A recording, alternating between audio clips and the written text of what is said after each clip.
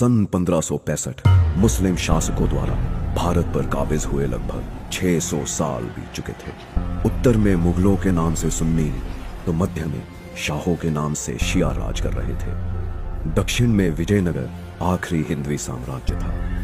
इसकी समाप्ति के साथ ही संपूर्ण भारत मुस्लिम साम्राज्य होने वाला था।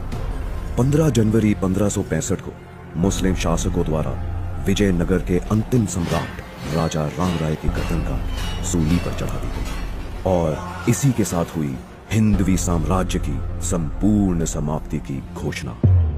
पर फिर भारत को बेबीलोन की तरह किताबों के पन्नों से गुम होने से कैसे बचाया गया? कैसे एक मृत कर दी गई सभ्यता फिर जीवित हुई? इस कहानी की शुरुआत हुई सन 1645 महाराष्ट्र के रायरेश्वर मंदिर से। एक 16 वर्ष के बालक द्वारा शिवलिंग पर अपना खून चढ़ा हिंदवी स्वराज्य की शपथ ली गई। इस पराक्रमी बालक का नाम था शिवाजी राजे भोसले।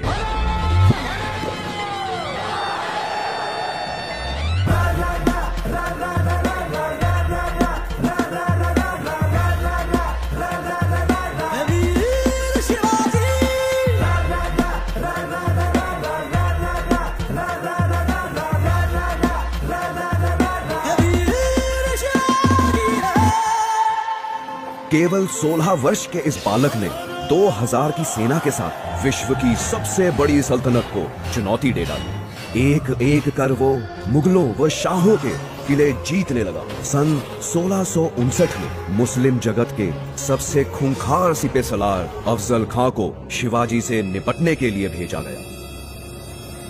कहा जाता है कि शिवाजी पर आक्रमण की शुरुआत जल्लाद अफजल खां ने अपनी 40 रानियों के कत्ल से की थी, लेकिन शिवाजी की चतुराई के सामने अफजल खां की बेरहमी भी काम ना आ सकी। स्वयं को अफजल खां से डरा हुआ बताकर शिवाजी ने उसके सामने संधि का प्रस्ताव रख दिया। अहंकार में मदहोश अफजल खां चंद सैनिकों के साथ संधि करने शिवाजी के किले में दाखिल हो गया। शिवाजी ऐसा मौका चूकने वालों में से न थे।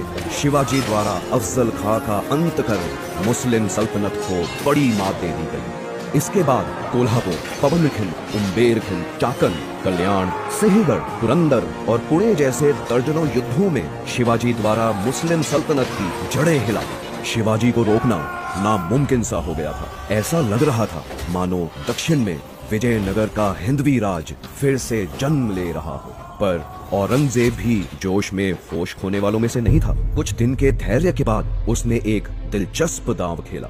अपने अधीन हिंदू राजा जय सिंह को उसने शिवाजी के मुकाबले में खड़ा कर दिया। हिंदवी स्वराज्य की कामना करने वाला शिवाजी हिंदू राजा पर वार नहीं कर पाएगा। औरंगजेब ये बात भली भांति जानता था और ऐसा ही हुआ। शिवाजी को पहली बार पीछे हटना पड़ा। जीते हुए 35 में से 23 किले मुगल सल्तनत को वापस करने पड़े। एक बार फिर भारत भूमि के किसी योद्धा को अपनों के ही कारण परास्त होना पड़ा।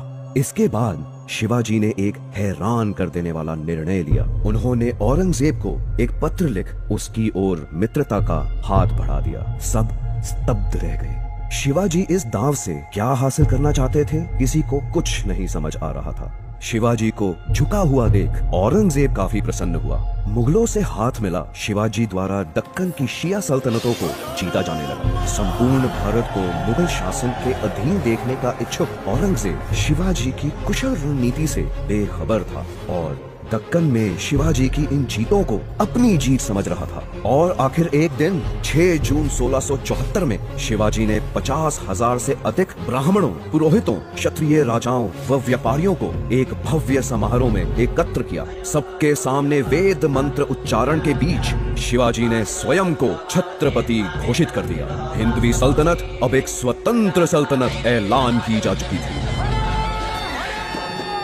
औरंगजेब क्रोध से बौखला उठा। शिवाजी द्वारा एक अलग सल्तनत की घोषणा सीधी मुगल साम्राज्य को बड़ी चुनौती थी। पर अब बहुत देर हो चुकी।